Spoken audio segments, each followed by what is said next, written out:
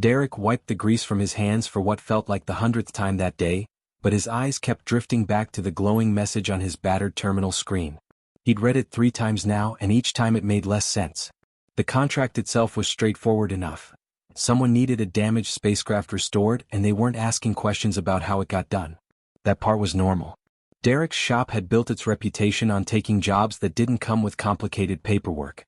But the payment figure at the bottom of that contract? That was anything but normal. The number had so many zeros that Derek had actually counted them twice to make sure his tired eyes weren't playing tricks on him. This single job would keep his struggling repair shop running for 5 solid years, maybe longer if he was careful with the money. Tyler. Rachel. Get in here. His voice echoed across the cluttered garage floor, bouncing off the corrugated metal walls of the workshop. Tyler shuffled in first, moving with the unhurried confidence of a man who'd seen everything the galaxy could throw at him. His face was a roadmap of wrinkles and old scars, each one telling a story from decades spent crawling through engine compartments and wrestling with stubborn machinery. He'd been working on spacecraft since before Rachel was even born, and there wasn't much that could surprise him anymore. Rachel came in right behind him, practically bouncing on her feet despite the late hour. At barely 25 years old, she had more raw talent than engineers twice her age. Her faded jumpsuit was decorated with fresh burn marks from the plasma welder she'd been using all afternoon, and there was a smudge of carbon scoring across her cheek that she hadn't bothered to wipe off. Tyler leaned over Derek's shoulder and squinted at the screen. His eyes widened as he read through the contract terms. "Someone's messing with us, boss," he said slowly, tapping the payment figure with one oil-stained finger. "Nobody pays this kind of money for a restoration job. I've been in this business for 37 years and I've never seen numbers like this." Rachel crowded in to look, her sharp eyes scanning the document in seconds. Where Tyler was cautious and methodical, Rachel was quick and intuitive. "Maybe it's stolen property," she suggested, but there was excitement in her voice rather than worry. Her eyes were practically glowing with curiosity. "Or maybe it's something really special. Something unique. The kind of thing that doesn't come around often." Derek leaned back in his creaky chair and drummed his fingers on the edge of his desk, a habit he picked up when he was thinking through difficult decisions. His shop sat on the very edge of human frontier space, tucked away on a colony planet that barely showed up on most star charts. They survived by taking the jobs that the fancy, sterile mechanics in the core worlds wouldn't touch. The work that was too dirty, too questionable, or too complicated for shops that cared about their reputation. Derek's operation was small, just the 3 of them and whatever apprentice happened to wander through, but they were good at what they did. This money though, this could change everything. New equipment. Better parts. Maybe even expand the garage so they weren't constantly working on top of each other. "We take it," Derek decided, pushing aside the nagging worry in his gut. "But we document everything. Every step, every part we replace, every hour we work. If authorities come asking questions later, we need to show we cooperated fully and didn't know we were touching anything illegal." The ship arrived exactly 3 days later, and its entrance was as mysterious as the contract itself. It came on a massive flatbed hauler, completely covered by an industrial tarp that hid every detail of what lay beneath. The delivery was handled by 3 automated drones that moved with mechanical precision, lowering the covered vessel onto the garage floor without a sound. The moment their job was complete, those drones lifted off and vanished into the sky without waiting for a signature or confirmation. No human contact. No paper trail. Just a ship-shaped mystery wrapped in gray fabric. When Derek, Tyler, and Rachel finally pulled back that heavy covering, all 3 of them fell completely silent. The ship underneath was like nothing they'd expected to see roll into their humble workshop. "That's Imperial-class construction," Tyler whispered, his voice full of awe and something that might have been fear. He moved closer, running his weathered hand along the hull plates with the gentle touch of someone handling a religious artifact. "Those hull plates, that welding pattern. This is Zentari manufacturing. Top-tier military grade." Rachel was already moving around the vessel with her handheld scanner, the device beeping and chirping as it analyzed the ship's composition. "It's been through absolute hell," she reported, her voice tight with concentration. "I'm seeing battle damage, years and years of neglect, and someone's gone and stripped every single identification marker off this thing." She looked up at Derek, and the excitement had drained from her face. "Boss, this is definitely stolen." "Has to be. Or scrapped and salvaged from some forgotten battlefield," Derek countered, though even as he said the words he didn't quite believe them himself. Something about this vessel felt wrong. Too deliberate. Too careful. They spent the entire rest of that day inspecting every inch of the mysterious ship, and each new discovery only deepened the puzzle. Every access panel they opened revealed another layer of mystery. The damage was extensive and varied. Electrical systems that had burned out from overload, wiring corroded by time and exposure, whole sections of the ship's interior that looked like they'd been patched together using whatever random material someone could get their hands on. It was the kind of desperate, improvised repair work you saw in war zones, where survival mattered more than doing things properly. "Look at this mess," Rachel called from somewhere beneath the starboard thruster assembly, her voice muffled by the ship's hull. "These modifications don't make any sense at all. Someone's added human-made components directly into Imperial systems. It's like they were trying to keep this thing flying with whatever they could scavenge or steal." Tyler crouched down beside an access panel near the ship's midsection, and his expression turned troubled in a way that made Derek nervous. Tyler didn't get worried easily. "Derek, you need to come look at this metal composition right now." Derek joined him, kneeling on the cold garage floor. Tyler was pointing at the exposed framework of the ship's skeleton, where the outer hull had been removed. "This alloy," Tyler said quietly, "I've only seen this once before in my entire career, and that was in a military history museum on Earth. This ship isn't just Imperial class. This is old Imperial. First Contact War era, maybe even older than that. We're talking 40, maybe 50 years minimum." Rachel emerged from under the ship at that moment, her face flushed with excitement despite the gravity of what they were uncovering. "Guys," she said, her voice almost trembling, "we're not just restoring some random stolen ship here. We're restoring a genuine piece of galactic history." Derek stood up slowly and stared at the battered, scarred vessel sitting in his garage. Something shifted in his chest, a feeling he couldn't quite name. This wasn't just another job anymore, another anonymous contract to complete and forget about. This was something else entirely. This was a responsibility. Whoever had flown this ship, whoever had patched it together and kept it flying through impossible circumstances, they cared about it deeply. And now that ship had found its way to 3 human mechanics on the edge of nowhere. "All right," Derek said quietly, his voice carrying a weight it hadn't held before. "Let's do this right. This ship deserves better than what it's been through." None of them noticed the small, dormant AI core hidden deep within the ship's computer systems, silently recording every single word they spoke. 3 weeks into the restoration project, Derek's modest repair shop had transformed into something that looked like a controlled explosion of mechanical parts and human determination. Every available surface was buried under components, tools, and diagnostic equipment. The workbenches that usually held a neat array of instruments now groaned under the weight of Imperial technology that had been carefully disassembled, analyzed, and catalogued. Cables snaked across the floor like mechanical vines, connecting various pieces of equipment to the ship's systems. The air itself hummed with the constant sound of scanners, welders, and diagnostic machines running around the clock. The 3 mechanics had barely slept in days, surviving on coffee, cheap protein bars, and the kind of stubborn determination that only comes from falling in love with a project. Rachel stood inside the ship's cockpit, her small frame wedged into a space that hadn't been designed with human proportions in mind. Her hands were completely covered in synthetic lubricant that shimmered with an oily rainbow sheen under the cockpit lights. She was reconnecting neural interface cables one by one, matching color-coded wires to their proper terminals with the precision of a surgeon. "The Zentari designed these systems to last forever," she muttered to herself, her voice tight with concentration and frustration. "But apparently they didn't account for their precious technology sitting abandoned in the middle of nowhere for 40 years. These connections are completely corroded." She'd been working on the cockpit systems for 3 straight days now, and her eyes were red-rimmed from exhaustion. But there was something almost meditative about the work, about bringing dead systems back to life one connection at a time. Each time she completed a circuit and saw a dormant display flicker back to life, she felt a small surge of satisfaction. "Found something." Tyler's voice suddenly echoed up from somewhere deep in the cargo hold, carrying an urgency that made both Derek and Rachel immediately stop what they were doing. That tone meant something important, something that changed things. Derek dropped his welding torch and Rachel extracted herself from the cockpit with impressive speed, both of them hurrying through the ship's narrow corridors to reach the cargo area. They found Tyler kneeling on the metal floor, holding something small and precious in his weathered hands.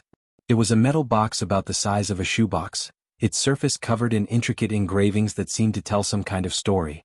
The patterns were clearly hand-carved, not machine-made, and they had the weight of meaning behind them.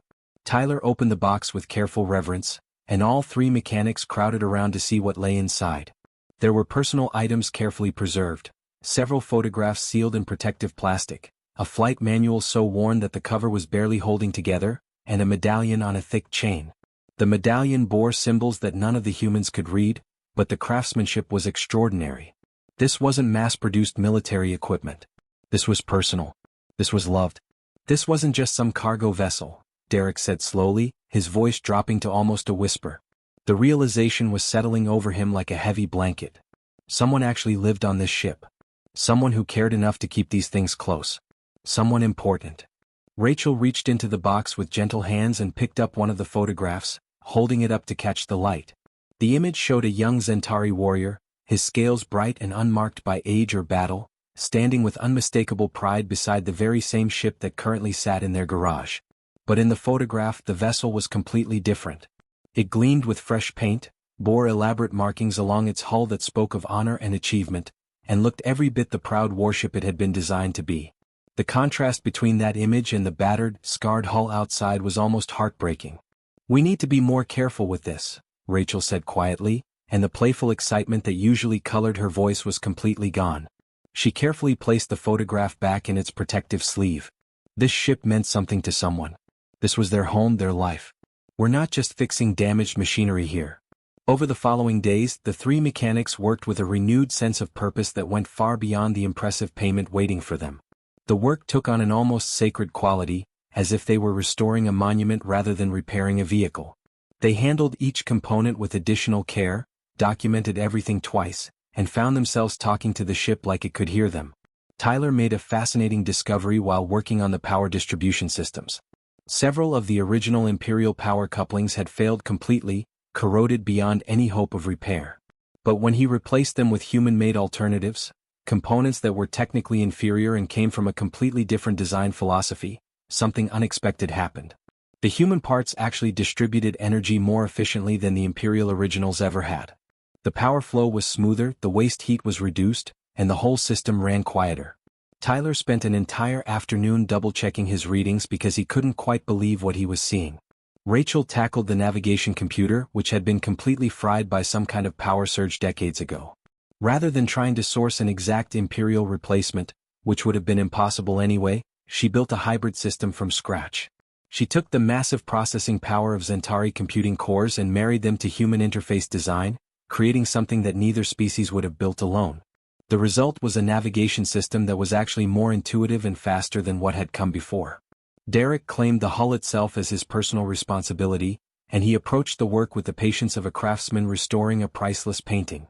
He carefully removed decades of accumulated damage layer by layer, treating each section as if it were made of glass rather than military-grade armor.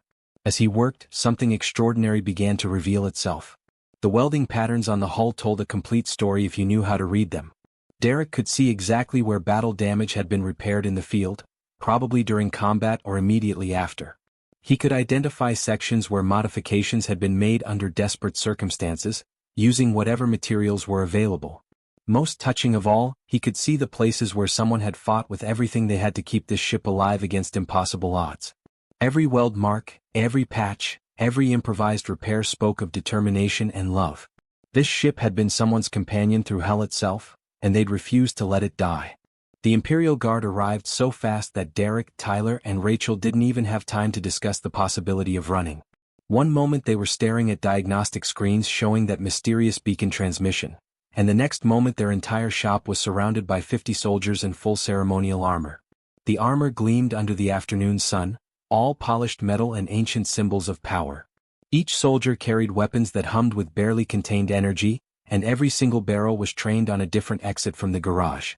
The message couldn't have been clearer if they'd painted it on the walls. Nobody was going anywhere.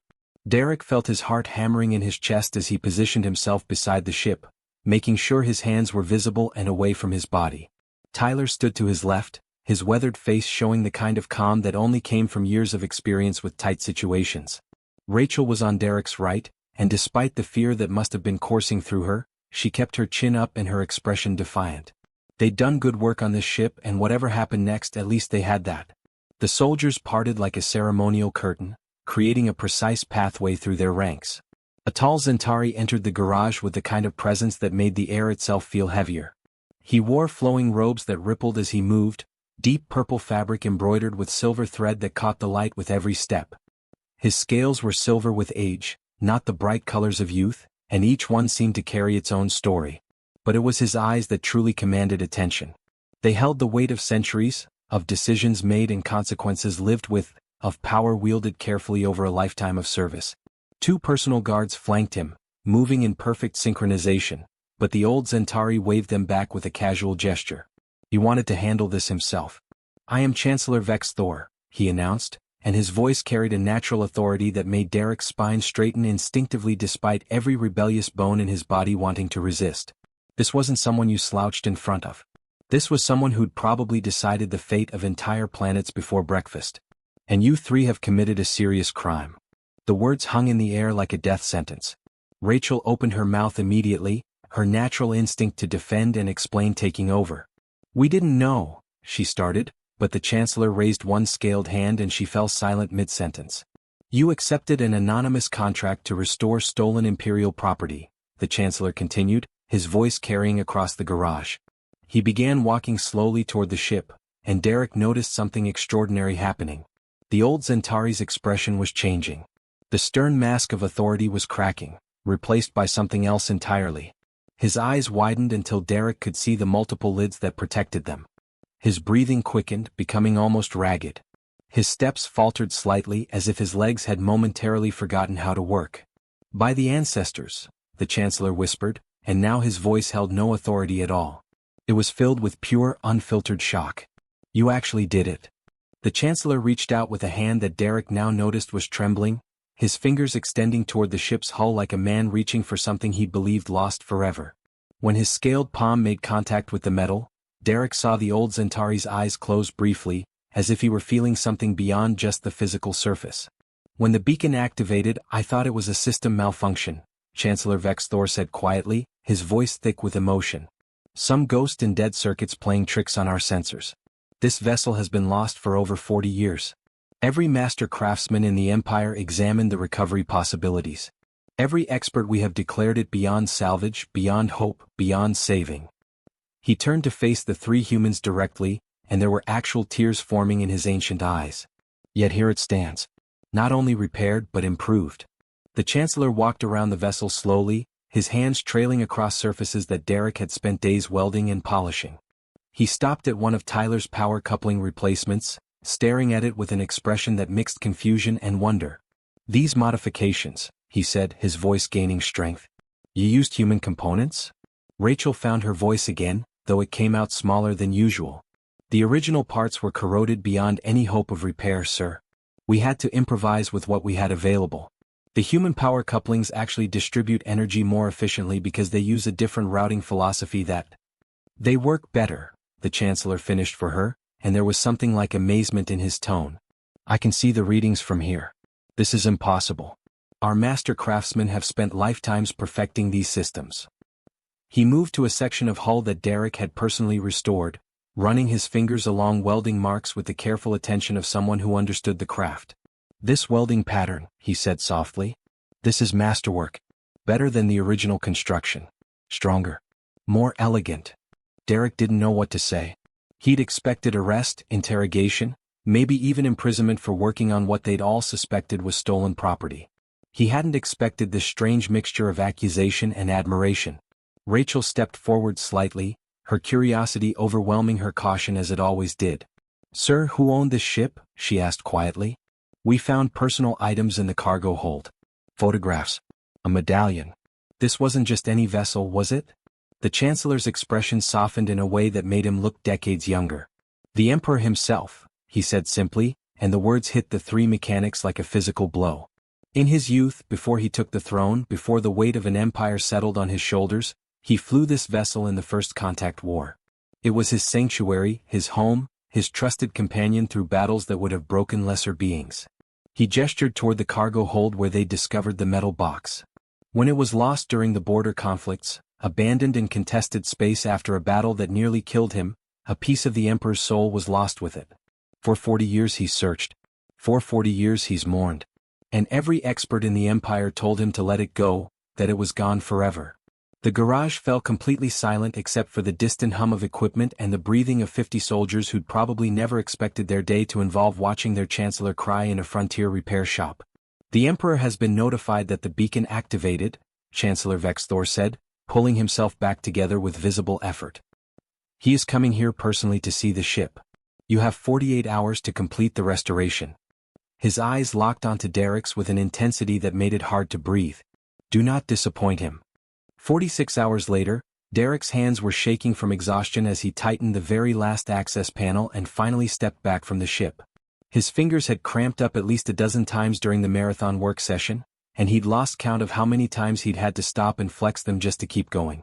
The ship gleamed under the harsh industrial lights of the shop, every surface polished and perfect, every system tested and retested until they'd run out of things to check. The three mechanics had worked without a single hour of sleep, pushing their bodies beyond what should have been possible, fueled by nothing but terrible coffee, cheap energy drinks, and the kind of pure terror that comes from knowing you're working on something that belongs to the most powerful being in the known galaxy. "The port thruster is still making that whining sound," Tyler said, his voice coming out as barely more than a raspy whisper after 2 days of constant talking and shouting instructions across the garage. His eyes were bloodshot and hollow, with dark circles underneath that made him look 20 years older than he was. "I've adjusted it 17 different ways and it won't stop." Rachel was leaning against a workbench, her legs visibly shaking with fatigue. She checked her datapad for what had to be the 100th time, scrolling through diagnostic reports with fingers that moved slowly and clumsily. "That's original to the design," she replied, her words slightly slurred from lack of sleep. "I cross-referenced it with historical records. Centauri ships from this era all had that quirk. It's not a flaw, it's just how they sound. If we fix it, we'd actually be changing something authentic." Derek looked at his two colleagues, both of them swaying slightly on their feet like trees in a strong wind. Rachel's hair was standing up in random directions, held that way by dried synthetic lubricant she'd forgotten to wash out. Tyler had a burn mark on his forearm from a plasma welder mishap that he hadn't even noticed until an hour ago. Derek himself probably looked no better.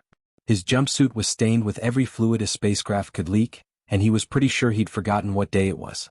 "We did good work," he said quietly, and despite the exhaustion weighing down every word, he meant it with his entire soul.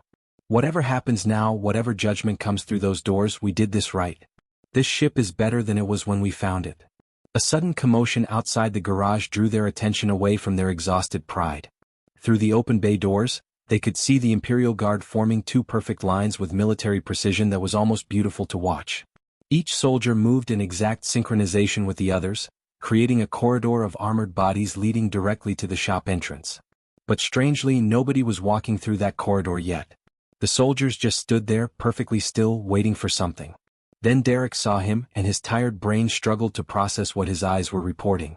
An old Centauri was walking toward the shop entrance, but he was completely alone. No entourage, no advisors, no ceremonial guards hovering at his elbows. He wore simple gray robes that looked like they'd been pulled from someone's closet rather than a royal wardrobe. There was no crown on his head, no jewels around his neck, no elaborate markings declaring his importance. He was just an elderly being moving with careful, unsteady steps, his scales dulled by age rather than gleaming with youth and health. His eyes, though, there was something about his eyes that seemed familiar, though Derek's exhausted mind couldn't quite place why. "Can I help you?" Derek asked, his professional instincts taking over despite his confusion. He assumed this must be some sort of advance inspector, maybe a quality control expert sent to evaluate their work before the real Imperial visit began. The old Centauri smiled, and there was genuine warmth in that expression that seemed out of place given the circumstances. "I hope so," he said, his voice gentle and somehow kind despite everything. "I'm told 3 humans have been working on a ship here. I wanted to see it for myself." Rachel was too tired to be suspicious or cautious, too exhausted to maintain any kind of professional distance. She simply gestured toward their work with one grease-stained hand. "She's all yours," she said. "We finished about an hour ago. Every system is operational, every panel is secure, every diagnostic came back green." The visitor began walking slowly around the ship, and Derek noticed that his gait was unsteady in the way that came with advanced age rather than injury. But despite the physical limitations of his body, his gaze was sharp and missed absolutely nothing. He ran his weathered hands over repairs that Derek had personally completed, his fingers tracing welding seams with the careful attention of someone who truly understood the craft. He peered into access panels, examining connection points and structural supports. And he asked questions, surprisingly technical questions that showed deep knowledge of spacecraft engineering and design. This power coupling here, the old Centauri said, pointing to one of Tyler's modifications. Why did you choose to use human components instead of sourcing proper Imperial replacements? Tyler, too tired to be diplomatic, answered honestly. The Imperial parts were completely corroded. That useless. The human alternatives we had available actually distribute power more efficiently anyway. Better energy flow, less waste heat, quieter operation. The visitor nodded slowly as if this answer satisfied something important. And this welding pattern? He looked directly at Derek. This is unusual work. Derek found himself explaining his process, talking about how he'd had to reinforce the structural frame without adding weight, how he'd analyzed the stress points and created a distribution system that was actually stronger than the original design. The old Centauri listened with complete attention, occasionally asking follow-up questions that showed he understood every technical detail. You didn't just fix this ship, the old Centauri said softly, his voice carrying an emotion that Derek couldn't quite identify. You understood her. Tyler leaned against the ship's hull, too exhausted to stay upright without support. Every ship has a personality, friend, he said, his usual caution abandoned in his fatigue. You don't just repair them mechanically. You have to listen to what they need, understand what they're trying to tell you. The visitor stopped at the cargo hold entrance, where they'd carefully preserved all the personal items they'd discovered. The photographs were in protective cases now. The medallion had been polished until it gleamed. The flight manual had been repaired as carefully as the ship itself. The old Centauri picked up the photograph showing the young warrior beside the pristine ship. His hands began shaking violently. I was so young then, he whispered, and suddenly his voice sounded different, heavier with authority and history. So certain I was invincible. Derek's exhausted brain suddenly made the connection his tired eyes had missed. The kind expression. The technical knowledge. The way the Imperial Guard had formed that perfect corridor but let him walk alone. This wasn't an inspector. Tyler straightened up, his fatigue forgotten. Rachel's eyes went wide with horrified realization. The Emperor of the Centauri Imperium stood in their garage, tears streaming down his ancient face, holding a photograph of his youth. The Emperor insisted on flying the ship himself, and nobody in the entire galaxy had the authority to stop him. Chancellor Vex Thor tried anyway, arguing for a full 20 minutes about security protocols, safety concerns, and the dozen different reasons why the supreme ruler of the Centauri Imperium should not be climbing into a freshly restored warship to take it for a test flight. But the Emperor simply ignored every word, his attention completely focused on the vessel that had been his companion 4 decades ago. Finally, the Chancellor gave up with a defeated sigh that seemed to carry the weight of 1,000 similar arguments he'd lost over the years. Derek, Tyler, and Rachel stood back and watched as the Emperor approached the ship with steps that seemed steadier than they had been minutes before. He climbed into the cockpit with surprising ease, his aged body moving with the muscle memory of someone returning home after a very long journey. His hands found the controls without hesitation, settling into positions they'd occupied thousands of times in his youth. It was like watching someone slip into a favorite old coat that still fit perfectly despite the passage of time. Clear the airspace. The Emperor's voice came through the comm system with an authority that made every Imperial Guard within hearing distance immediately snap into action. I'm taking her up. The ship's engines came to life with a deep hum that Derek recognized as perfect mechanical health. The sound sent a surge of pride through his exhausted body. The vessel lifted off the garage floor with a smoothness that spoke of precise calibration and careful restoration work. The repaired engines hummed with contained power, not a single rattle or vibration to indicate anything was wrong. The Emperor guided the ship out through the open bay doors and into the afternoon sky with the confidence of a master pilot, and all 3 human mechanics held their breath collectively as the vessel accelerated upward toward orbit. Through the open comm channel that Rachel had left active on her datapad, they suddenly heard something unexpected. The Emperor was laughing. Not a polite chuckle or a formal expression of satisfaction, but genuine, unrestrained laughter, the sound of pure joy that made the old Centauri sound decades younger than his actual age. The sound echoed through the garage and brought unexpected tears to Derek's eyes. She flies better than she ever did, the Emperor's voice crackled through the speakers, thick with emotion that transcended species and culture. The humans gave her a new heart. A stronger heart. For the next 30 minutes, the Emperor put the ship through its paces over the colony, flying patterns that ranged from gentle cruising to aggressive combat maneuvers. Rachel stood hunched over her monitoring station, tracking every piece of telemetry data that the ship transmitted back to them. Her face glowed with pride as every single modification they'd made performed flawlessly. The power distribution was perfect, the navigation system responded instantly, every reading came back green and healthy. Tyler had pulled up structural integrity monitors on another screen, watching stress indicators that showed how Derek's reinforced framework was handling the flight dynamics. 0 stress fractures. 0 weak points. The welding work that Derek had spent days perfecting was holding strong under conditions that would have challenged even factory-fresh construction. When the ship finally descended and landed back in the garage with a gentle precision that spoke of masterful piloting, the Emperor remained sitting in the cockpit for a long moment. Through the transparent canopy, Derek could see him with his eyes closed, his hands still resting on the controls, savoring a moment that he probably thought was lost to him forever. Eventually, the Emperor emerged from the cockpit, moving slowly down the access ramp. His eyes were visibly red from crying, but his face held an expression of peace and contentment that Derek had never seen on another living being. It was the look of someone who'd found something precious they believed was gone forever. "You found my personal effects," the Emperor said quietly, his voice gentle despite the power it usually carried. "The photographs, the medallion, my father's flight manual. You could have discarded them as junk. You could have sold them on the black market for enough money to buy your own fleet." He held up the polished medallion, turning it slowly so it caught the light. "This was my father's. He gave it to me the day I earned my pilot's wings. I thought I'd lost it forever when the ship went down." Rachel stepped forward, her exhaustion forgotten in the weight of the moment. "It was clear this ship was loved," she said simply, her voice carrying a truth that needed no elaboration. "We couldn't just throw that away. It wouldn't have been right." The Emperor approached each of them in turn, moving with a formal deliberateness that seemed important somehow. He placed one scaled hand on Tyler's shoulder, and the old mechanic straightened despite his fatigue. Then he moved to Rachel, his hand resting on her shoulder with the same gentle weight. Finally, he stood before Derek, and when that hand settled on his shoulder, Derek felt the full significance of the gesture. "The Galactic Empire has resources beyond measure," the Emperor said, his voice carrying across the garage so that every Imperial guard could hear.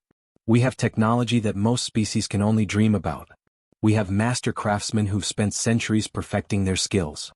He paused, looking back at his restored ship with eyes that still held tears.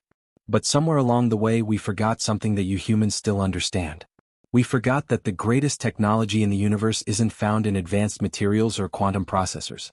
It's found in caring enough to do something right." Chancellor Vexthor stepped forward, holding up a holographic display that showed a contract with numbers that made Derek's head spin. "Your payment tripled as promised. And the Emperor wishes to offer you positions as Master Craftsman in the Imperial Historical Restoration Division. You would have unlimited resources, the finest equipment, and—" "No," Derek interrupted and immediately winced at his own boldness. "You didn't interrupt Imperial Chancellors. But the word was out now. I mean, thank you, Your Majesty, but we're frontier mechanics. We belong here working on ships that need us, not sitting in some fancy core world facility." The Emperor smiled, and there was understanding in that expression. "I thought you might say that." He gestured to the Chancellor, who pulled up a different contract. "Then perhaps this instead: exclusive rights to maintain and restore the Imperial fleet's historical vessels. You work from your shop on your terms at your prices. We bring you the ships that need your particular talents." Derek, Tyler, and Rachel looked at each other. No words were needed. Rachel's grin said everything. Tyler's slow nod confirmed it. Derek extended his grease-stained hand toward the Emperor. "Deal."